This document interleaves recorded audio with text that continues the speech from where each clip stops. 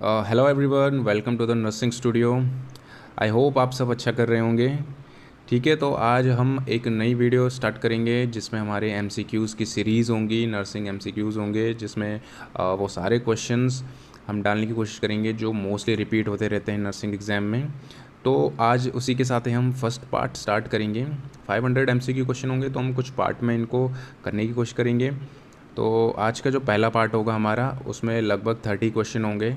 ठीक है, कुछ सिंगल लाइनर क्वेश्चन भी होंगे, कुछ कॉन्सेप्ट वाले भी होंगे। ओके, तो स्टार्ट करने से पहले अगर आपने हमारा चैनल सब्सक्राइब नहीं करा तो नर्सिंग स्टूडियो को आप सब्सक्राइब कर सकते हैं और बेल आइकन को प्रेस कर सकते हैं। ओके, तो वीडियो स्टार्ट करते हैं और पहले क्वेश्चन की तरफ बढ़ते हैं हम। ठीक है, क्वेश्चन नंबर 1 सिंपल सा सिंगल लाइनर क्वेश्चन है, काफ़ी बार पूछ लेता है एग्जाम में। The vaginal pH in reproductive period is. ठीक है, तो सिंपल क्वेश्चन, वेजाइनल पीएच पूछ रखा है। Option A 3 to 4, option B 4 to 5, option C 5 to 6 और ऑप्शन डी 6 to 7। ठीक है, तो अगर नॉर्मल वेजाइनल पीएच की हम बात करें तो नॉर्मल वेजाइनल पीएच हमारा होता है 3.8 to 4.5। ठीक है, कुछ बुक में हमें आपको वैल्यू को चेंजेस देखने को मिल सकती है, लेकिन एक जो हमारी वैल्यू होती है वो 3.8 to 4.5 होती है। तो 3.8 के करीब हमारा 4 आएगा और 4.5 के जो राउंड होगा वो हमारा 5 आएगा। तो 4 to 5 हमारा यहाँ पे एक नॉर्मल पीएच होगा, किसका, वेजाइना का। तो option B would be answer. ठीक है, ऑप्शन ए इसलिए नहीं होगा क्योंकि 3 to 4, 3 की बात करें तो ज़्यादा एसिडिक हो जाएगा, तो उतना एसिडिक नहीं होता, 3.8 से 4.5 होता है। तो option B will be right answer. ठीक है, नेक्स्ट क्वेश्चन की तरफ हम बढ़ते हैं।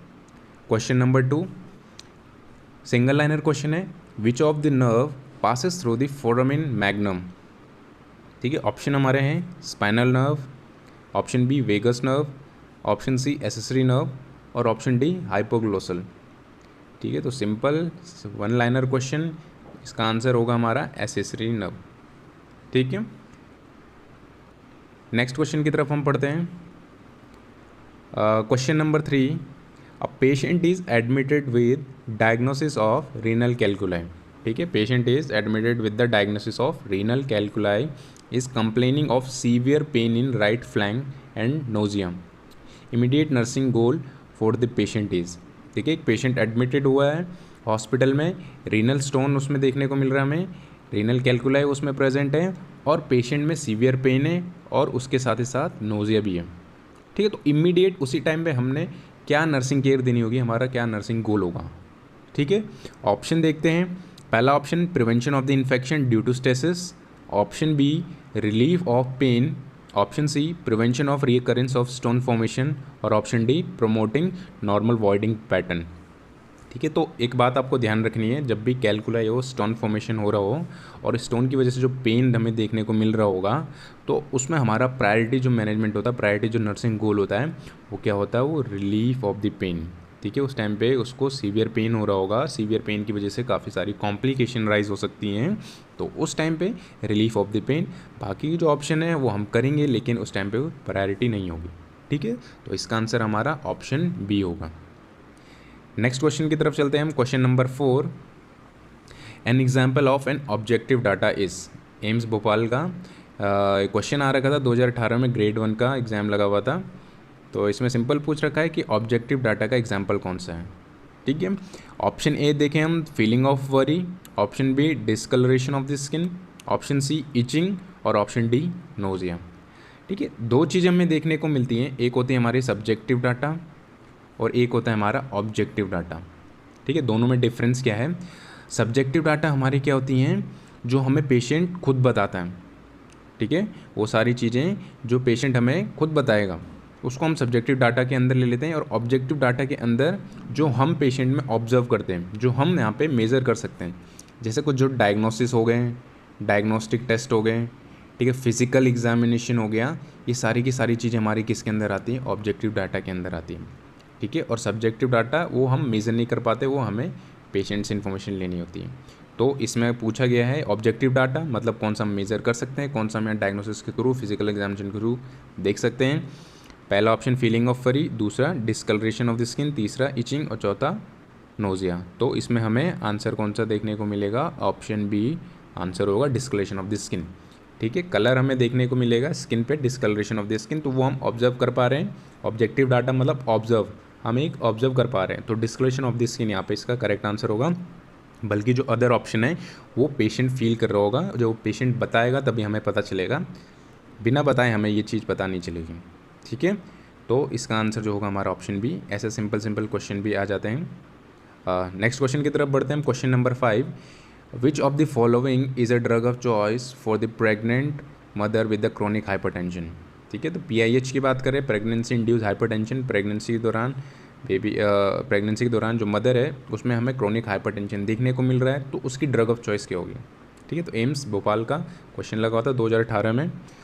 तो इसका आंसर देखते हैं हम, ऑप्शन पढ़ते हैं। First methyl dopa, second atenolol, option C diazepam और ऑप्शन डी मैग्नीशियम सल्फेट। तो इसका जो करेक्ट आंसर होगा वो क्या होगा, ड्रग ऑफ चॉइस वो होगा हमारा मिथाइल डोपा। ठीक है, drug of choice for pregnancy induce hypertension methyl dopa. Methyl dopa क्यों है, बिकॉज इसकी कॉम्प्लिकेशन काफ़ी कम होती हैं। ठीक है, कॉम्प्लिकेशन कम होती है मतलब मदर का जो कार्डियक आउटपुट होता है उसमें ज़्यादा ऑल्ट्रेशन देखने को नहीं मिलती, प्लस जो प्रॉपर सप्लाई होती है ब्लड की प्लेसेंटा के थ्रू बेबी में, उसमें भी कोई ऑल्ट्रेशन देखने को नहीं मिलती। इसलिए हमने इसको मिथाइल डोपा को ड्रग ऑफ चॉइस बोला हुआ है PIH के लिए। बल्कि जो अदर एंटी हाइपरटेंसिव ड्रग जैसे एटेनॉल, इसकी काफ़ी सारी कॉम्प्लिकेशन होती हैं, इसलिए हम इसे प्रेगनेंसी में नहीं देते हैं। डायज़ेपाम एंटी हाइपरटेंसिव ड्रग नहीं है। मैग्नीशियम सल्फेट हम प्री एक्लेम्शिया के केस में देते हैं। तो इसकी ड्रग ऑफ चॉइस क्या होगी हमारी, मिथाइल डोपा। ठीक है, नेक्स्ट क्वेश्चन नंबर 6 की तरफ बढ़ते हैं। The premature closure of the sagittal suture is called. AIIMS Raipur का क्वेश्चन 2017 का लगा हुआ था। ठीक है, सिंपल सा पूछ रहा है, premature closure of the sagittal suture is called. Option देखते हैं हम। Option A scaphocephaly, option B oxycephaly और ऑप्शन सी हमारा क्या है एक्रोसिफेली और ऑप्शन डी क्या है एनेंसिफेली। ठीक है, तो premature closure of the sagittal suture is called as, इसका जो करेक्ट आंसर होगा वो क्या होगा, वो होगा हमारा ऑप्शन ए स्केफोसिफेली। ठीक है, सबसे पहले हम बात करते हैं यहाँ पे premature closure of the suture. ये सिंपल सा भी पूछ लेता है वो कि premature closure of the sutures, हमारे बहुत सारे सूचर्स होते हैं हेड में, अगर उनका प्रीमेच्योर फ्यूजन हो जाए तो उस टर्म को हम क्या बोलते हैं, उस टर्म को हम बोलते हैं क्रेनियोसाइनोस्टोसिस। क्रेनियोसाइनोस्टोसिस, ये हो गया simply premature fusion of the sutures. अब इसमें भी पर्टिकुलरली उसने एक सूचर पूछ रखा है सेजाइटल सूचर, तो सेजाइटल सूचर के लिए हम क्या बोलेंगे स्केफोसिफेली। एस से याद रखना है, एस से स्केफोसिफेली और एस से ही सेजाइटल सूचर। ठीक है, बाकी हमारा ऑप्शन बी की बात करें ऑक्सीसिफेली, तो ऑक्सीसिफेली हमारा क्या है, ऑक्सीसिफेली होता है हमारा premature closure of the coronal suture plus other suture. ठीक है, कोरोनल सूचर के साथ साथ कुछ अदर सूचर, मतलब मोर देन वन सूचर यहाँ पे हमारा प्रीमेच्योर फ्यूजन हो रहा है। एक्रोसिफेली सेम ही है, ऑक्सीसिफेली एंड एक्रोसिफेली सेम एक ही चीज़ होती है। और लास्ट ऑप्शन डी हो गया हमारा एनेंसिफेली। एनेंसिफेली क्या है, एनेंसिफेली होता है हमारा during the birth, after the birth baby के कुछ स्कल की बोन प्लस ब्रेन के कुछ पार्ट यहाँ पे क्या होते हैं, डेवलप नहीं होते हैं। ठीक है, तो यहाँ पे क्या होता है क्रेनियल वॉल्ट भी एब्सेंट होता है, जिसके अंदर हमारी कुछ बोन आती हैं, वो यहाँ पे फॉर्मेशन नहीं हो पाता उसका, प्लस ब्रेन का कुछ पार्ट भी हमारे यहाँ पे एब्सेंट होता है। तो ये हमारा इसका आंसर नहीं होगा, तो आंसर होगा हमारा ऑप्शन ए स्केफोसिफेली। ठीक है, नेक्स्ट क्वेश्चन की तरफ बढ़ते हैं हम। Question number 7, the child has complete set of deciduous teeth at the age of year. ठीक है, चाइल्ड में डेसिडुअस टीथ कंप्लीट सेट कब इरप्ट हो जाते हैं। Option A 1.5 year, option B 2 year, option C 1 year और ऑप्शन डी 2.5 ईयर। तो deciduous teeth क्या होते हैं, डेसिडुअस टीथ क्या होते हैं, मिल्क टीथ बोलते हैं जिसको, दूध के दांत भी बोलते हैं इनको। तो कंप्लीट सेट इनका कब होता है, 2.5 ईयर में ये कम्प्लीटली हमारे क्या हो जाते हैं, इरप्ट हो जाते हैं। ठीक है, तो 2.5 ईयर हमारा क्या हो जाएगा, ऑप्शन डी। ठीक है, तो इसका आंसर क्या हो जाएगा, ऑप्शन डी करेक्ट हो जाएगा। और भी कुछ क्वेश्चन पूछ लेता है डेसिडुअस टीथ के लिए कि पहला इरप्शन कब होता है, तो पहला इरप्शन हमारा होता है 6 मंथ में। ठीक है, पहला इरप्शन ऑफ द टीथ कब होगा, 6 मंथ में हमें देखने को मिलता है डेसिडुअस टीथ। ठीक है, और कंप्लीट सेट कब आता है हमारा, 2.5 साल में कंप्लीट जो डेसिडुअस टीथ होते हैं, मतलब 20 जो होते हैं वो 2.5 साल तक इरप्ट हो जाते हैं। ठीक है, तो option D will be correct answer. Next question की तरफ बढ़ते हैं हम। Question number 8, ophthalmia neonatorum in newborn baby is caused by option A HIV infection, option B rubella infection, option C gonorrhoeal infection और ऑप्शन डी क्लमाइडियल इन्फेक्शन। ठीक है, ophthalmia नियोनेट्रम क्या होता है? ऑप्थेल्मिया नियोनेट्रम कंजक्टिवाइटिस होता है। ठीक है, जो बेबी में कंजक्टिवाइटिस होता है, ठीक है, उसको हम बोलते हैं ऑप्थेल्मिया नियोनेट्रम। ठीक है, इसी को हम नियोनेटल कंजक्टिवाइटिस भी बोल सकते हैं। ठीक है, तो इन्होंने पूछ रखा कि किस वजह से होता है ये। तो यहाँ पे दो ऑप्शन हमारे देखने को मिल रहे, सी और डी। इनमें से ही हमें देखने को मिलेगा सी और डी, और इसमें से जो मोर करेक्ट आंसर होगा वो होगा हमारा डी। क्लेमाइडल इन्फेक्शन मोस्ट कॉमन जो होगा या मोस्ट कॉमन कॉज होता है हमारा किस चीज़ के लिए? ऑप्थेल्मिया नियोनेट्रम के। गोनोरियल इन्फेक्शन की वजह से भी हो जाता है, बट काफ़ी रेयर होता है। ठीक है, HIV एंड रूबेला की वजह से कंजक्टिवाइटिस देखने को नहीं मिलेगा। जो सबसे मोस्ट कॉमन अगर देखने को मिले हमें तो क्लेमाइडल इन्फेक्शन, दोनों की वजह से हो सकता है, chlamydial plus gonorrhoea, but most common जो होगा हमारा वो क्लेमाइडल होगा। ठीक है, ऑप्थेल्मिया नियोनेट्रम हमें क्यों देखने को मिलता है? क्योंकि ड्यूरिंग द वेजाइनल डिलीवरी जो बर्थ कैनाल होती है उसमें इन्फेक्शन के कारण वो जो सिक्रीशन होगी बेबी की आइज़ में चली जाती हैं, तो उसके कारण उसका इन्फ्लामेशन हो जाती है कंजक्टाइवा की, तो उसी को हम न्यूनेटल कंजक्टिवाइटिस बोलते हैं, जिसका मोस्ट कॉमन कॉज क्लेमाइडल इन्फेक्शन है। तो option D will be correct answer. ठीक है, नेक्स्ट क्वेश्चन की तरफ हम चलते हैं। Question number 9, an assessment of a baby weighing 4 kg delivered by A diabetic women includes. ठीक है, एक डायबिटिक मदर है, डिलीवरी के बाद उसकी जो बेबी हुआ है उसका वेट 4 kg है। ठीक है, तो उसमें हमें क्या असेसमेंट करना होगा? Option A blood glucose level, option B blood sodium level, option C lipid profile और ऑप्शन डी सीरम बिलिरुबिन। तो करेक्ट आंसर क्या होगा इसका? Blood glucose level. ठीक है, आप सबको भी पता है कि जो डायबिटिक मदर होती हैं उनका जो बेबी होता है मैक्रोसोमिया होता है, मतलब लार्ज बेबी हमें देखने को मिलता है। ठीक है, तो हमने क्या करना है? ब्लड ग्लूकोज लेवल चेक करना है। क्यों करना है? अब देखो, अगर कोई डायबिटिक मदर है, ठीक है, डायबिटिक मदर प्रेग्नेंट वुमेन है, ठीक है, प्रेग्नेंट वुमेन डायबिटिक मेलाइटस है उसमें हमें देखने को मिल रहा है, तो ब्लड ग्लूकोज लेवल इंक्रीज़ होगा। जितना ग्लूकोज लेवल इंक्रीज़ होगा उतना ही प्लेसेंटा के थ्रू बेबी में ग्लूकोज लेवल जाएगा। जितना बेबी में ग्लूकोज लेवल इंक्रीज़ होगा उतना इंसुलिन क्या होता रहेगा? सिक्रीट होता रहेगा। ठीक है, आफ्टर द बर्थ जैसे ही प्लेसेंटा कट होता है, प्लेसेंटा की सप्लाई कट हो जाती है बेबी के लिए, तो यहाँ पे ग्लूकोज की भी सप्लाई सडनली स्टॉप हो जाती है। तो जो बेबी का इंसुलिन है वो क्या हो रहा होगा? सिक्रीट हो रहा होगा, बट ग्लूकोज की सप्लाई नहीं है, तो इंसुलिन ज़्यादा होगा, तो उसकी वजह से उसमें हाइपोग्लाइसीमिया देखने को मिल सकता है। तो आफ्टर द बर्थ बेबी में हमने हाइपोग्लाइसीमिया के लिए चेक करना होता है। तो ऑप्शन ए क्या हो जाएगा? Blood glucose level, correct answer. ठीक है, और जो डायबिटिक वुमेन होती हैं उनके जो बेबी होता है वो मैक्रोसोमिया क्यों होता है? Because during the intrauterine life insulin जो होता है वो हेल्प करता है बेबी के टिश्यू ग्रोथ और सेल ग्रोथ में। ठीक है, इंसुलिन क्या करता है? टिश्यू ग्रोथ, सेल ग्रोथ में हेल्प करता है बेबी के इंट्रायूटरन लाइफ में। अब ग्लूकोज लेवल ज़्यादा बेबी में जाएगा तो इंसुलिन भी उतना ही सिक्रीट होगा। जितना ज़्यादा इंसुलिन सिक्रीट होगा उतना ही सेल ग्रोथ होगी, उतना ही सेल टिश्यू बढ़ेंगे, तो जिसकी वजह से जो बेबी का जो साइज़ होता है वो क्या हो जाता है? लार्ज होता है। इसलिए इस बेबी में हमें क्या देखने को मिलता है? वेट ज़्यादा देखने को मिलता है। ठीक है, नेक्स्ट क्वेश्चन की तरफ चलते हैं हम। क्वेश्चन नंबर 10 की तरफ चलते हैं हम।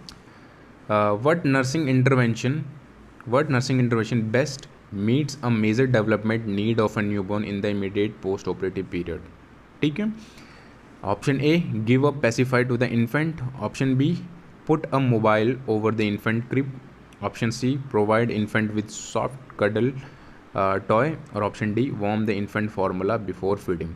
ठीक है, तो सिंपल क्वेश्चन पूछ रखा है कि मेजर डेवलपमेंट कौन सा इंटरवेंशन होगा जो मेजर डेवलपमेंट में हेल्प करेगा पोस्ट ऑपरेटिव पीरियड में। किसी ऑपरेशन के बाद, किसी सर्जरी के बाद क्या इंटरवेंशन होगा जो डेवलपमेंट में हेल्प करेगा? मेजर डेवलपमेंटल नीड पूछ रखा है यहाँ पे। ठीक है, तो इसका आंसर हमारा क्या होगा? इसका आंसर होगा हमारा सिंपल है, option A give up pacifier to the infant. Pacifier क्या होता है? एक आर्टिफिशियल निप्पल होता है जो कि हमने बेबी में देना होता है। पोस्ट ऑपरेटिवली हम देंगे तो उसको फीड वगैरह हमें देना नहीं होगा, तो पेसिफायर हम देते हैं। पेसिफायर देंगे तो बेबी उसे सक करता रहेगा, सक करेगा तो उसका जो सकिंग रिफ्लेक्स होगा वो कंटिन्यू रहेगा। ठीक है, उसकी सकिंग जो टेंडेंसी रहेगी वो मेंटेन रहेगी। ठीक है, second, put a mobile over the infant crib, नहीं। Option C, provide infant with the soft cuddle toy, नहीं, इस टाइम पे हमने कुछ नहीं करना। और option D, warm the infant formula before feeding, feeding अभी नहीं देनी क्योंकि पेरिस्टल्सिस मूवमेंट अभी एक्टिव नहीं हुई है, उसमें पोस्ट ऑपरेटिव पीरियड है, तो सिंपली हमने give the pacifier to the infant. Option A will be correct answer. Okay, next question हम देखते हैं। The closure of the newborn's foramen ovale is caused by, ठीक है, closure of the newborn's foramen ovale is caused by option A, decrease in aortic blood flow, option B, decrease in pressure in the left atrium, option C, an increase in the pulmonary blood flow, और option D, an increase in the pressure in the right atrium। ठीक है, तो इसका answer, correct answer क्या होगा? इसका correct answer होगा हमारा increase in the pulmonary blood flow. अब देखो इन्होंने बोल रखा है कि फोरामिन ओवेल, फोरामिन ओवेल क्या होता है? फोरामिन ओवेल होता है हमारा बिफोर द बर्थ, ये ओपनिंग होती है हमारी एट्रियम में, ये हो गया हमारा राइट एट्रियम, ये हो गया left side of the heart. तो बिफोर द बर्थ ये फोरामिन ओवेल हमारा यहाँ पे ओपनिंग होती है दोनों एट्रियम के बीच में। बिफोर द बर्थ आपने याद रखना है कि लेफ्ट साइड राइट साइड की तरफ ब्लड का फ्लो ज़्यादा होता है, प्रेशर ज़्यादा होता है, और after the birth left side की तरफ प्रेशर इंक्रीज़ हो जाता है। ठीक है, ये नीचे हमारा क्या हो गया? वेंट्रिकल्स, यहाँ से निकलते हैं हमारी पल्मोनरी आर्टरी, और ये हो गया हमारा अयोटा, ये अयोटा, ये pulmonary artery. Before the birth आप सबको पता है कि पल्मोनरी आर्टरी में जो कैपिलरीज होती हैं, जो लंग्स होते हैं हमारे कोलैप्स होते हैं, तो राइट एट्रियम के थ्रू राइट वेंट्रिकल में जो ब्लड जाता है पल्मोनरी आर्टरी के थ्रू लंग्स में नहीं पहुंच पाता, बिकॉज लंग्स हमारे कोलैप्स होते हैं। आफ्टर द बर्थ क्या हो जाता है? ये लंग्स ओपन हो जाते हैं, हमारे फंक्शनिंग हो जाते हैं, तो यहाँ से प्रॉपर ब्लड की सप्लाई हमारी लंग्स तक पहुँचती है, और लंग्स के बाद हमारी लेफ्ट साइड की तरफ आ जाती है। तो बिफोर द बर्थ लंग्स की सप्लाई नहीं थी, तो हमारा left atrium left side of the heart में उतना ब्लड नहीं आ पाएगा। लेकिन आफ्टर द बर्थ जैसे पल्मोनरी सप्लाई इंक्रीज हुई, लंग्स फंक्शनिंग हुए, तो लेफ्ट साइड की तरफ हमारा क्या हो गया? ब्लड इंक्रीज हो गया। तो after the birth left side हमारा प्रेशर इंक्रीज हो जाता है। लेफ्ट साइड अगर प्रेशर इंक्रीज होगा तो ये फोरामिन ओवेल क्या हो जाता है? क्लोज हो जाता है। यहाँ पे हमारा फोरामिन ओवेल में एक सेप्टम प्रेजेंट होता है इस तरीके से। जब इस तरफ प्रेशर बढ़ेगा ब्लड का तो ये सेप्टम क्या हो जाता है? क्लोज हो जाता है। तो आफ्टर द बर्थ ये फोरामिन ओवेल हमारा किस चीज़ की वजह से क्लोज हो रहा है? Left side of the heart में जब ब्लड प्रेशर इंक्रीज हो जाता है। और वो क्यों इंक्रीज हो रहा है? क्योंकि पल्मोनरी ब्लड फ्लो हमारा क्या हो गया? इंक्रीज हो गया। तो इसका जो करेक्ट आंसर होगा हमारा ऑप्शन सी होगा। ठीक है, इसको डिटेल में मैं पढ़ाऊँगा, पल्मोनरी फोरामिन ओवेल ये सब चीज़ें, फीटल सर्कुलेशन, ये सारी चीज़ें मैं डिटेल में एक वीडियो बनाऊँगा। तो अभी के लिए आपने सिंपल यही रखना है, इसका जो ऑप्शन होगा option C will be correct answer. ठीक है, नेक्स्ट क्वेश्चन की तरफ बढ़ते हैं हम। Normally the umbilical cord contain, option A 1 artery and 1 vein, option B 2 artery and 2 veins, option C 2 arteries and 1 vein, and option D 2 veins and 1 artery. ठीक है, तो सिंपल क्वेश्चन है, कंफ्यूज नहीं होना कि अम्बलाइकल कॉर्ड में कितनी arteries होती हैं? 2 आर्टरीज होती हैं और एक वेन होती है। वेन कौन सी होती है? हमारी लेफ्ट वाली होती है, लेफ्ट अम्बलाइकल वेन। ठीक है, तो 2 artery and 1 vein, option C will be correct answer. ठीक है, लेफ्ट अम्बलाइकल वेन होती है।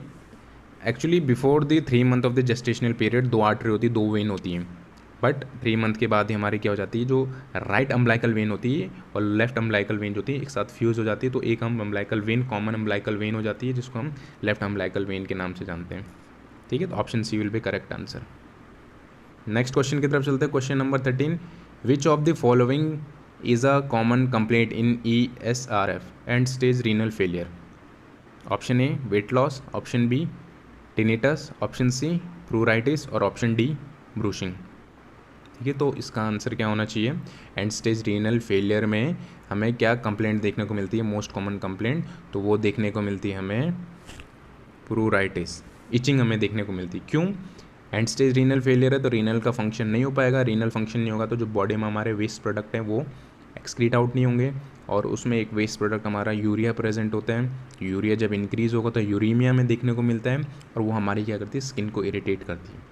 तो कॉमन कंप्लेंट जो होती है, कॉमन क्लिनिकल मैनिफेस्टेशन जो होता है वो होता है प्रूराइटिस।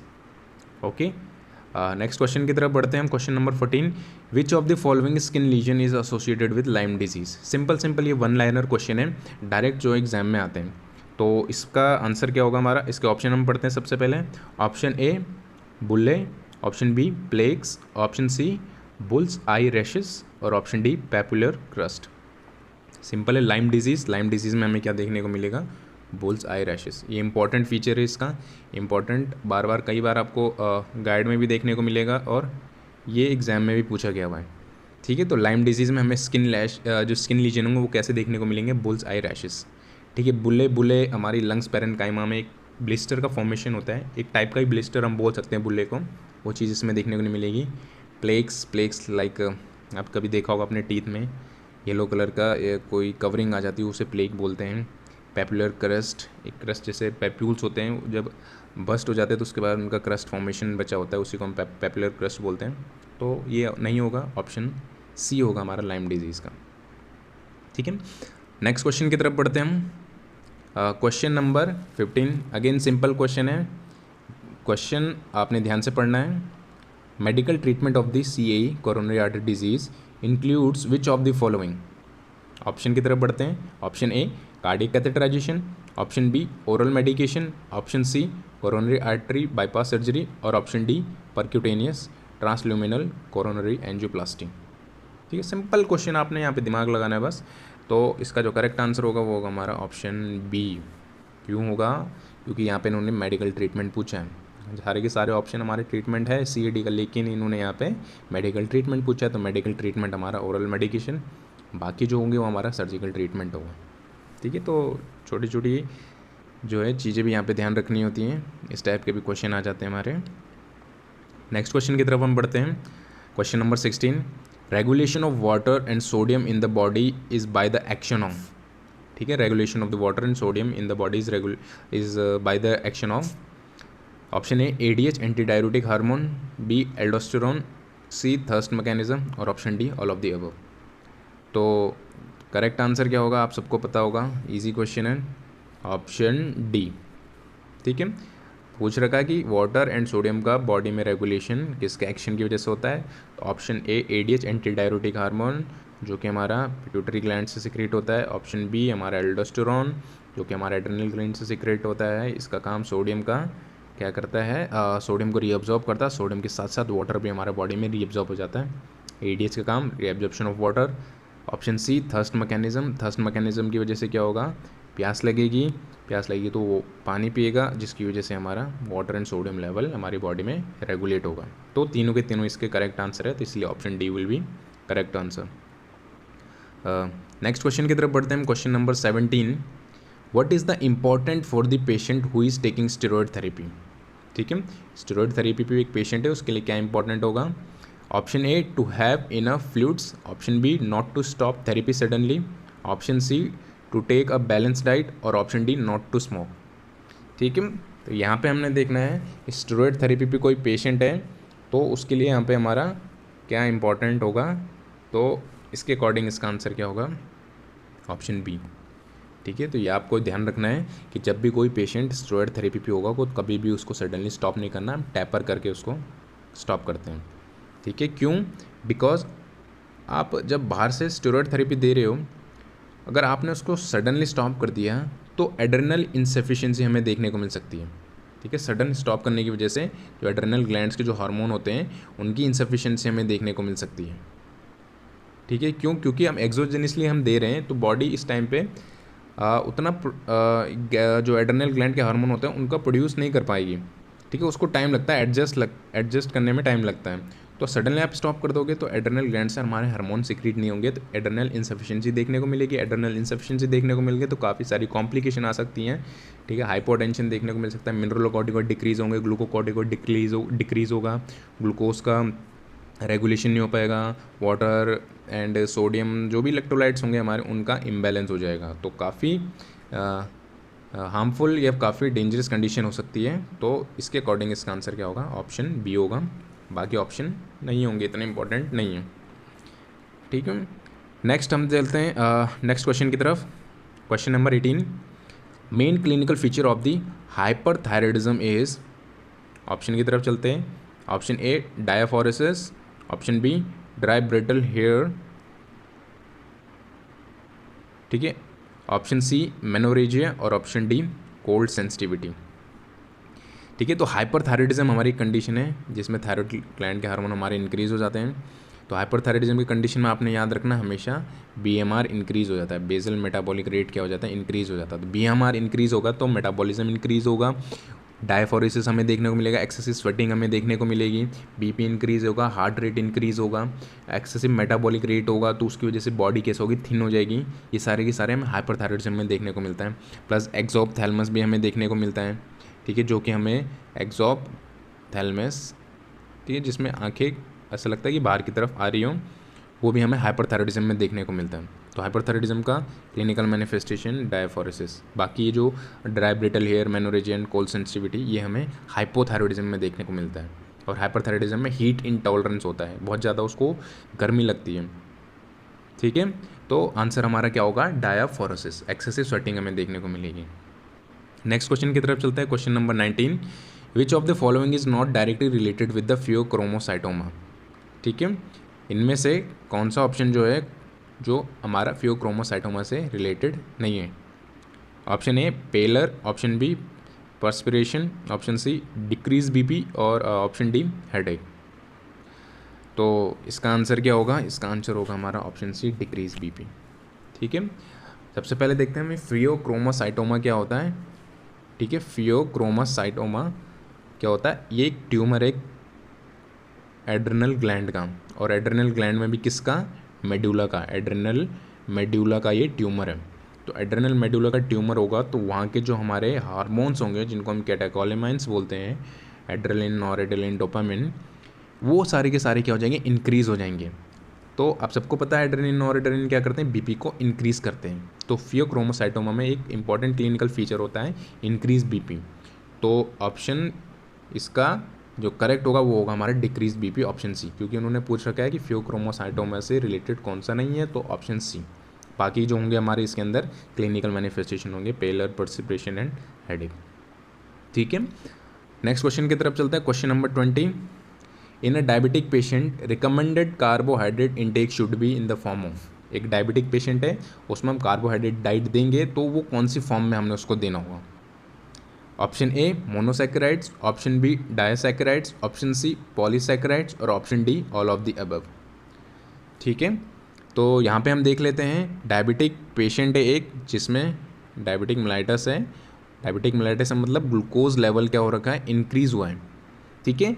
तो इसमें हमने कौन सी डाइट रिकमेंड करनी है, तो इसका जो करेक्ट आंसर होगा वो क्या होगा, करेक्ट आंसर होगा ऑप्शन सी पॉलीसैकेराइड्स, ठीक है। क्यों होगा देखते हैं। सबसे पहले हम देखते हैं हमारी जो बॉडी में कार्बोहाइड्रेट्स होते हैं वो दो टाइप के होते हैं, शुगर जो दो टाइप के होते हैं, एक होता है सिंपल होता है और एक होता है हमारा कॉम्प्लेक्स, ठीक है, सिंपल एंड कॉम्प्लेक्स, ठीक है। सिंपल एंड कॉम्प्लेक्स में हमारा क्या होगा, सिंपल एंड कॉम्प्लेक्स, सिंपल के अंदर हमारे क्या आती हैं, मोनोसैकेराइड्स एंड डाइसैकेराइड्स, ये तो है हमारे मोनोसैकेराइड्स प्लस डाइसैकेराइड्स, ये आते हैं हमारे सिंपल शुगर के अंदर, और जो कॉम्प्लेक्स के अंदर आते हैं वो हमारे पॉलीसैकेराइड्स, ठीक है। सिंपल शुगर का मतलब हो गया कि वो सारे कार्बोहाइड्रेट डाइट जैसे हम खाएंगे तो वो इजीली मेटाबॉलिज्म हो जाएगा, उनका इजीली ब्रेक डाउन हो जाएगा और इजीली वो ग्लूकोज की फॉर्म में हमारी बॉडी में आ जाएंगे, ठीक है। तो वो होते हैं हमारे सिंपल शुगर जिसके अंदर मोनोसैकेराइड एंड डाइसैकेराइड्स होते हैं। कॉम्प्लेक्स के अंदर हमारे पॉलीसैकेराइड्स होते हैं, मतलब इसकी लॉन्ग चेन होती है हमारी शुगर की, long chain of the glucose. इसके अंदर क्या होता है कि वो सारे फूड जिनको ब्रेक डाउन होने में, जिनका मेटाबॉलिज्म होने में टाइम लगता है, ठीक है, धीरे धीरे क्या होते हैं, मेटाबॉलिज्म होता है उनको और धीरे धीरे वो ग्लूकोज का रेगुलेशन करते हैं बॉडी में। तो डायबिटिक पेशेंट है, ग्लूकोज लेवल पहले से इंक्रीज़ रहेगा उसमें, तो हमने क्या ऐसी डाइट देनी है जो सडन ग्लूकोज लेवल को इंक्रीज़ ना करे, एक मेंटेन करके रखे बॉडी का ग्लूकोज लेवल, धीरे धीरे क्या होगा, फूड का ब्रेक डाउन हो और धीरे धीरे बॉडी में ग्लूकोज लेवल इंक्रीज़ हो। तो वो हमें कौन से फूड के, कौन से फॉर्म ऑफ द फूड में देखने को मिलेगा, वो देखने को मिलेगा हमें पॉलीसैकेराइड वाले में, ठीक है, जिसका ब्रेक डाउन क्या होगा, स्लोली होगा, स्लोली ग्लूकोज लेवल इंक्रीज़ होगा, ठीक है। तो करेक्ट आंसर इसमें हमें क्या होगा, सी देखने को मिलेगा, ठीक है। तो C will be correct answer. Next question की तरफ बढ़ते हैं हम, question number 21, a client has a rectal cancer and is scheduled for an abdominal perineal resection. What should be the priority nursing care during the post operative period? ठीक है, एक client है जिसको रेक्टल कैंसर हुआ है और abdominal के through उसका पेरिनियल रिसेक्शन करा।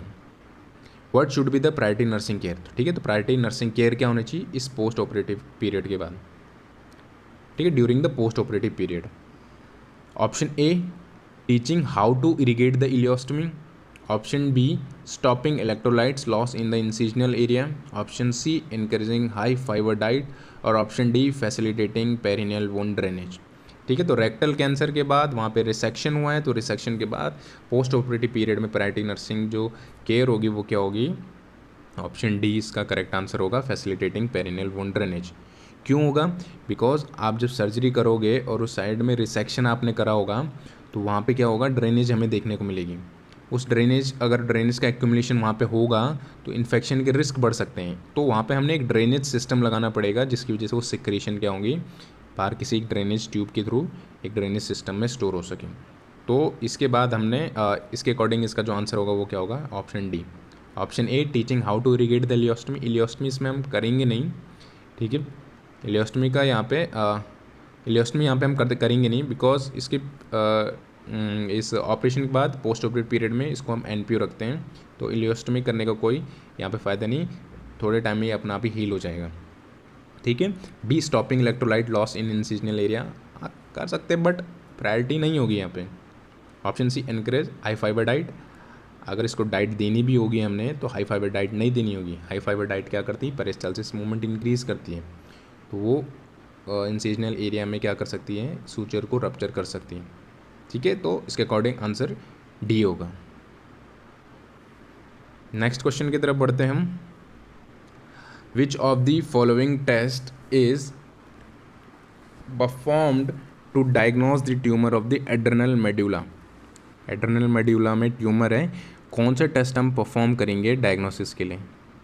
ठीक है, option A increase VMA in urine, option B blast cell in the blood, option B Epstein Barr virus in the blood, और option D Reed Sternberg cell in the lymph. ठीक है, तो अभी हमने एक क्वेश्चन करा था फियोक्रोमोसाइटोमा का, वही ये क्वेश्चन है, tumour of the adrenal medulla को हम क्या बोलते हैं, फियोक्रोमोसाइटोमा। इस केस में हमें क्या देखने को मिलेगा, अगर इसकी हम बात करें इस क्वेश्चन की, तो इसका जो करेक्ट आंसर होगा वो होगा हमारा option A, increase VMA in urine. VMA क्या है, VMA होता है हमारा विनाइल मेंडेलिक एसिड। विनाइल मेंडेलिक एसिड क्या होता है, विनाइल मेंडेलिक एसिड हमारा जो कैटेकोलेमाइंस होते हैं इनके ब्रेकडाउन के बाद जो एंड प्रोडक्ट देखने को मिलता है वो हमें क्या देखने को मिलता है, VMA। और आप सबको पता है कि फियोक्रोमोसाइटोमा में मतलब tumour of the adrenal medulla में VMA क्या हो जाता है, इंक्रीज हो, सॉरी कैटेकोलेमाइंस क्या होते हैं, इंक्रीज हो जाते हैं। कैटेकोलेमाइंस मतलब नॉरएड्रेनालिन एंड एड्रेनालिन, ये सारे के सारे इंक्रीज होंगे, ये जितने ज़्यादा इंक्रीज होंगे उतना ज़्यादा VMA हमें देखने को मिलेगा यूरिन में। तो ये एक हमारा डायग्नोसिस होता है किस चीज़ के लिए, फियोक्रोमोसाइटोमा के लिए। ठीक है, option B blast cell in the blood नहीं, इससे रिलेटेड नहीं है। Epstein Barr virus in the blood and Reed Sternberg cell in the lymph नहीं, ये हमारी एक कंडीशन होती है अंकों में, हॉट स्किन डिजीज़, उसमें रिलेटेड होता है हमारा Epstein Barr virus and Reed Sternberg cells. ठीक है, तो ये एड्रेनल मेड्यूला से रिलेटेड नहीं है, तो इसके अकॉर्डिंग इसका आंसर क्या हो जाएगा, option A increase VMA in the urine. Next question की तरफ चलते हैं हम, क्वेश्चन नंबर 23। सिंपल क्वेश्चन है, express breast milk can be stored at room temperature for how many hours. ठीक है, एक्सप्रेस ब्रेस्ट मिल्क को हम रूम टेम्परेचर पे कितने टाइम तक स्टोर करके रख सकते हैं, एम्स का क्वेश्चन पूछा गया है। Option A 4, option B 8, option C 24, option D 10। तो करेक्ट आंसर क्या होगा, करेक्ट आंसर होगा ऑप्शन ए 4। रूम टेम्परेचर पे हम 4 घंटे तक स्टोर करके रख सकते हैं, रेफ्रिजरेटर में हम कितने टाइम तक, 24 आवर तक स्टोर करके रख सकते हैं, मतलब 2 to 8 डिग्री सेल्सियस में हम कितने टाइम तक स्टोर करके रख सकते हैं, 24 आवर तक। और डीप रेफ्रिजरेटर में हम कितने टाइम तक स्टोर करके रख सकते हैं, मतलब -20 डिग्री सेल्सियस में हम कितने टाइम तक स्टोर करके रख सकते हैं, 2 to 3 मंथ तक हम स्टोर करके रख सकते हैं। ठीक है, तो रूम टेम्परेचर पे ऑप्शन ए होगा 4 घंटे। ठीक है, नेक्स्ट क्वेश्चन देखते हैं, question number 24। Nurse explain to the mother of a neonate diagnosed with erythroblastosis fetalis that the exchange blood transfusion is the necessary to prevent damage to. ठीक है, एक नर्स एक्सप्लेन करती है मदर को जिसका जो बेबी है उसमें कौन सा प्रॉब्लम है या फिर डायग्नोस हो रखा है कौन सी प्रॉब्लम से, एरिथ्रोब्लास्टोसिस फिटालिस मतलब RH इनकम्पेटिबिलिटी। ठीक है, नर्स बता रही है मदर को कि एक्सचेंज ब्लड ट्रांसफ्यूजन करने से बेबी का कौन सा ऑर्गन हम प्रिवेंट कर सकते हैं डैमेज होने से। Option A liver, option B lung, option C kidney, option D brain. ठीक है, तो एक्सचेंज ब्लड ट्रांसफ्यूजन हम RH इनकम्पेटेबिलिटी के केस में क्यों करवाते हैं, ताकि कौन सा ऑर्गन यहाँ पे डैमेज होने से प्रिवेंट हो सके, तो वो होगा हमारा option B, option D brain. ठीक है, RH इनकम्पेटेबिलिटी अलग ही एक टॉपिक है, इसके ऊपर मैं वीडियो बनाऊंगा। सिंपली आपने RH इनकम्पेटेबिलिटी या फिर एरिथ्रोब्लास्टोसिस फिटालिसिस का मतलब समझना है। इसमें मदर का ब्लड ग्रुप जो होगा वो RH नेगेटिव होता है और बेबी का RH पॉजिटिव होता है। तो during the intrauterine life antibodies baby की बॉडी में आ जाती हैं। वो एंटीबॉडीज़ RBC का डिस्ट्रक्शन करती हैं बेबी की। जितने ज़्यादा RBC का डिस्ट्रक्शन होगा उतना ही बिलिरुबिन लेवल इंक्रीज़ होगा, अनकॉन्जुगेटेड बिलिरुबिन लेवल इंक्रीज़ होगा बेबी की बॉडी में। बेबी की बॉडी में जितना अनकॉन्जुगेटेड बिलिरुबिन इंक्रीज़ होगा, एक लेवल आता है लगभग 20 mg/dl। इससे अगर ज़्यादा इंक्रीज़ हो रहा है तो वो ब्रेन को क्रॉस कर देता है, ब्रेन बैरियर को क्रॉस करता है और ब्रेन को डैमेज करने लग जाता है। उस कंडीशन को हम बोलते हैं कर्निक टेरस। ठीक है, तो कर्निक टेरस के केस में वो ब्रेन को डैमेज करता है। तो इसके अकॉर्डिंग अगर हम ब्लड ट्रांसफ्यूजन करते हैं तो ब्लड ट्रांसफ्यूजन क्या करेगा, जो एंटीबॉडीज़ बेबी की बॉडी में होंगी, जो RBC का डिस्ट्रक्शन, जो बिलिरुबिन लेवल इतना इंक्रीज़ हो रखा है, एक्सचेंज ब्लड ट्रांसफ्यूजन से क्या होगा, वो सारा का सारा रिप्लेस हो जाएगा। तो वो क्या करेगा, वो प्रिवेंट करेगा ब्रेन को डैमेज होने से। ठीक है, तो इसका आंसर क्या होगा, ऑप्शन डी। नेक्स्ट क्वेश्चन की तरफ चलते हैं हम। Question number 25, the single most important indicator of the cardio respiratory function in the neonate is. ठीक है, तो जो सिंगल मोस्ट इंपॉर्टेंट इंडिकेटर होगा यूनिट में कार्डियो रेस्पिरेटरी फंक्शन का, मतलब cardio respiratory function, cardio respiratory properly function कर रहे हैं, हमें कैसे पता चलेगा। ठीक है, तो ऑप्शन देखते हैं हम। Good cry, option B good muscle tone, option C good skin colour और option D good eye contact. ठीक है, तो कार्डियो एंड रेस्पिरेटरी का फंक्शन हमें किस चीज़ से पता चलेगा, वो चलेगा हमें गुड स्किन कलर से। ठीक है, कैसे पता चलेगा, skin colour, normal skin colour क्या होता है हमारा, पिंक होता है। क्यों होता है, क्योंकि उस एरिया में, उस पार्ट में ब्लड हमारा प्रॉपर सर्कुलेट कर रहा है और उस ब्लड में प्रॉपर ऑक्सीजनेशन होगी, मतलब उसमें प्रॉपर हीमोग्लोबिन होगी, तभी वो पिंक कलर का हमें देखने को मिल रहा है। ठीक है, अब कार्डियो और पल्मोनरी, कार्डियो और रेस्पिरेटरी फंक्शन प्रॉपर है तो इसकी वजह से हमारे स्किन कलर नॉर्मल देखने को मिल रहा है। ठीक है, तो ऑप्शन ए की तरफ चलते हैं। पहले गुड क्राई, गुड क्राई क्या बताएगा हमें कि रेस्पिरेटरी फंक्शन नॉर्मल है, मतलब जो एयरवे है वो ओपन है, प्रॉपर है, तो उसकी वजह से गुड क्राई कर रहा है। तो इसमें कार्डियो का कोई रिलेटेड नहीं है, तो ऑप्शन ए हमारा वैसे कलर हो जाता है। Good muscle tone not related to cardio respiratory. Last में good eye contact not related to this. और लास्ट और ऑप्शन सी हमारा क्या हो जाता है, good skin colour, skin colour अच्छा है, मतलब प्रॉपर ब्लड सप्लाई पहुंच रही है, मतलब कार्डियो का कार्डियक फंक्शन हमारा प्रॉपर है।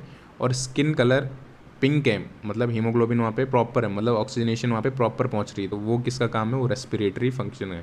तो कार्डियो एंड रेस्पिरेटरी फंक्शन हमें किस चीज़ से पता चलेगा, गुड स्किन कलर से। ठीक है, तो option C will be correct answer.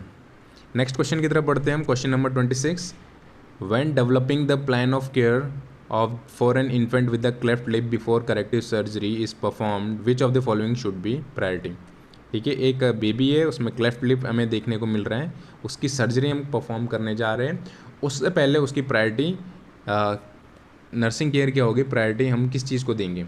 ठीक है, क्लेफ्ट लिप है, मतलब उसका जो लिप का फॉर्मेशन है वो प्रॉपरली नहीं हुआ है, प्रॉपरली नहीं हुआ है, तो एक टाइम पे करेक्टिव सर्जरी करेंगे तो उससे पहले हम क्या नर्सिंग प्रायोरिटी उसको देंगे। ऑप्शन ए की तरफ चलते हैं, maintaining skin integrity in the oral cavity, option B using technique to minimise crying, option C altering the usual method of the feeding और option D preventing the infant from putting finger in the mouth. तो इसके according क्या होगा, cleft lip की surgery से पहले baby में हमें क्या प्रायोरिटी करनी है, क्या प्रायोरिटी हम किस चीज़ को देंगे, तो option 3, option C will be answer. इसमें क्यों होगा, altering the usual method of the feeding. अब देखो क्लेफ्ट लिप है, क्लेफ्ट लिप में क्या हो रहा है, लिप का फॉर्मेशन नहीं हो पा रहा। अब लिप का फॉर्मेशन नहीं हो पा रहा तो क्लेफ्ट लिप जब बेबी में देखने को मिलता है तो हमेशा सकिंग जो टेंडेंसी होती है वो डिक्रीज हो जाती है, बेबी सक नहीं कर पाता। सक नहीं कर पाएगा तो ब्रेस्ट फीडिंग हम नहीं कर पाएंगे, ब्रेस्ट फीडिंग नहीं करवा पाएंगे तो इसमें हम क्या करते हैं, एक्सप्रेस ब्रेस्ट मिल्क, बाहर से जो हम एक स्टोर जो मिल्क होता है उसको हम देते हैं बाहर से। किसके थ्रू देते हैं हम, एक ड्रॉपर के थ्रू दे सकते हैं या फिर रबर टिप सिरिंज होती है उसके थ्रू हम दे सकते हैं। कैसे देना है, हमने जो टंग होती पोस्टीरियर टंग, वहाँ पे ड्रॉप बाय ड्रॉप हमने वहाँ पे पुट करनी है, एक एक ड्रॉप हमने देनी है, बेबी क्या करेगा, उसको स्वेलो करेगा। ठीक है, क्योंकि यहाँ पे सकिंग रिफ्लेक्स क्या होगा, सकिंग जो टेंडेंसी वो डिक्रीज हो जाएगा, बेबी सक नहीं कर पाएगा।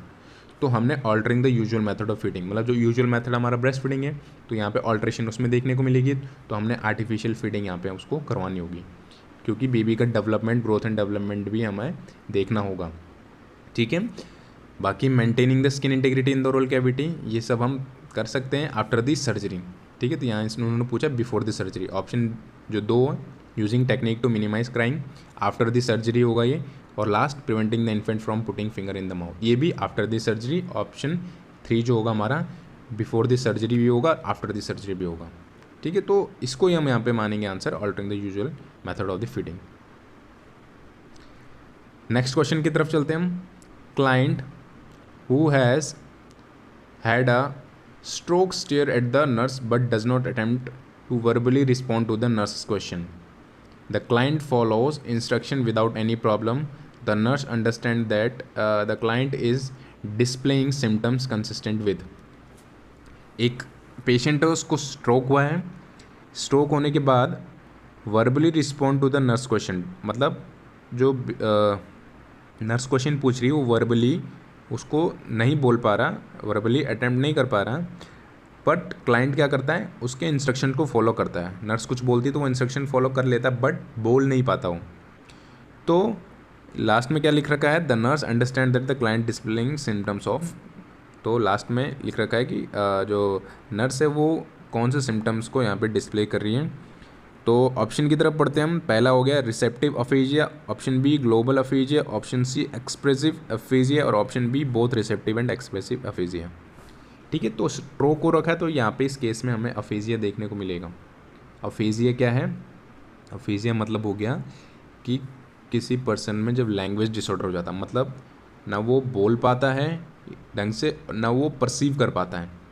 ठीक है, ना वो ढंग से बोल पाएगा, वर्बली नहीं बोल पाएगा, और ना ही वो ढंग से परसीव कर पाएगा, वो कंडीशन होती है हमारे अफेजिक। तो यहाँ पे भी कुछ टाइप के हमारे अफेजिया होते हैं, यहाँ पे 2 टाइप के दे रखे हैं, एक receptive and expressive. Receptive aphasia का मतलब क्या हो गया कि आप उसे कुछ बोल रहे हो, कोई पेशेंट है स्ट्रोक का, उसमें अफेजिया है। रिसेप्टिव अफेजिया का मतलब क्या हो गया, आप उसे कुछ बोल रहे हो, ठीक है, बट वो परसीव नहीं कर पा रहा उन चीज़ों को। आप कुछ बोल रहे हो, उसको समझ नहीं आएगा, वर्बली वो बोल लेगा, कुछ भी बोलेगा, बट वो जो भी आप बोलोगे उसे वो परसीव नहीं कर पाएगा। तो वो चीज़ होती है हमारी receptive aphasia. Option C expressive aphasia, इस केस में अगर हम कुछ उसको इंस्ट्रक्शन देंगे वो फॉलो कर देगा, रिसीव कर लेगा, परसीव कर लेगा वो सारी इन्फॉर्मेशन, बट वर्बली नहीं बोल पाएगा। ग्लोबल अफेजिया का मतलब दोनों का combination, receptive plus expressive aphasia. ठीक है, तो इस केस में क्या हो रहा है, वो इंस्ट्रक्शन तो फॉलो कर रहा है, मतलब वो परसीव कर रहा है चीज़ों को, बट वर्बली नहीं बोल पा रहा। तो इस केस में इसका आंसर क्या हो जाएगा, एक्सप्रेसिव, मतलब वो एक्सप्रेस नहीं कर पा रहा किसी चीज़ को।